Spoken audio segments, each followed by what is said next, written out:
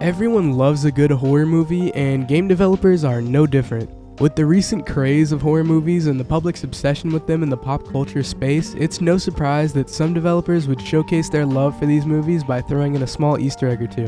And with gaming and horror being my two favorite entertainment mediums, I figured I'd compile some of the best and my most favorite horror movie references in gaming. So why don't we just jump right into it? Saints Row 2. Saints Row 2 is an open-world crime game with a robust rags-to-riches story where your player character has been in a coma for the past 5 years after surviving an assassination attempt. It's most well known for its unmatched character customization, and even to this day is still on top. Aside from that, it's also known for the amount of amazing Easter eggs, whether it be a baby Loch Ness monster or a treasure hunt for a secret island. Thrown in amongst these Easter eggs is something I'm sure plenty of horror fans would recognize almost instantly. The game takes place in the fictional city of Stillwater, and in that city there's a mountain called Mount Coughlin. As we approach the mountain, we can see that a pathway is blocked because of a landslide with some debris covering the area. You can actually watch this debris slide down, which I always thought was a nice touch. As we traverse through this road, we notice what seems to be a camp of some sorts right on a lake. Anyone familiar with the horror genre will instantly recognize this as a reference to Camp Crystal Lake from the Friday the 13th series, where a hockey mask wearing killer terrorizes a bunch of campers and counselors.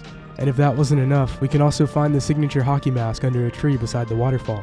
Not only is this an obvious reference to one of the most infamous slashers of all time, it's also gained infamy status among the Saints Row community. As it's said, if you come to the camp at night, a man in coveralls and a hockey mask will appear and begin to try and stab the player and surrounding NPCs. I remember as a kid, I used to always try and make this guy spawn, but I could just never make it happen. I don't know if I'm glad or not, but it definitely would have terrorized 10-year-old me. Maybe Jason really is around this camp somewhere. There's only one way to find out. Okay, you know what? Maybe on second thought, I'm not gonna do that. Let's just get this mask out of here. Silent Hill, a horror classic that needs absolutely no introduction. A must-play to all fans of the genre. In Silent Hill 1, Harry Mason can stumble upon several newspapers talking about a serial killer named Buffalo Bill with the headline, "Bill Skins 5th." Of course, this is referencing the killer of the same name from the book and movie series Silence of the Lambs. His signature is to kidnap women for days on end and cut them apart to make a skin suit.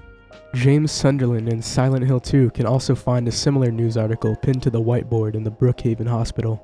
I don't know what would be scarier, being trapped in Silent Hill or being kidnapped by Buffalo Bill. All I know is you better remember to rub that lotion on your skin, or else I'll give you the hose again. That was so cringy, oh my god. Far Cry 5, the 5th mainline entry in the famous Far Cry series. In case you didn't know, this is an open-world adventure game where you have to take back your local county after it's been overtaken by a zealous cult trying to convert the entire area over to their cause. This game was in development and released around the same time as the horror movie It, where an evil shape-shifting clown terrorizes children trying to feed on their soul.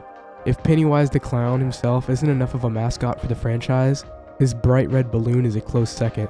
It makes an appearance in Far Cry 5 near a storm drain, similar to how the clown first appears in the movie, stuck in a storm drain, luring a child.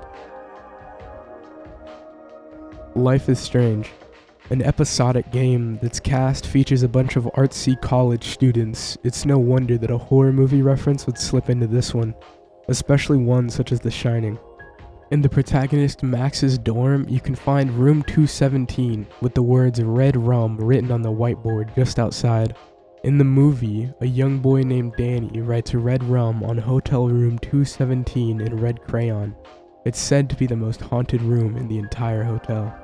And that's all the games I'll be covering today. Of course, I could have went and got some more, but maybe that'll happen in a future video. I didn't go into an incredible amount of detail on these movies for spoiler reasons, as I think all of the ones featured are amazing and you should definitely watch them.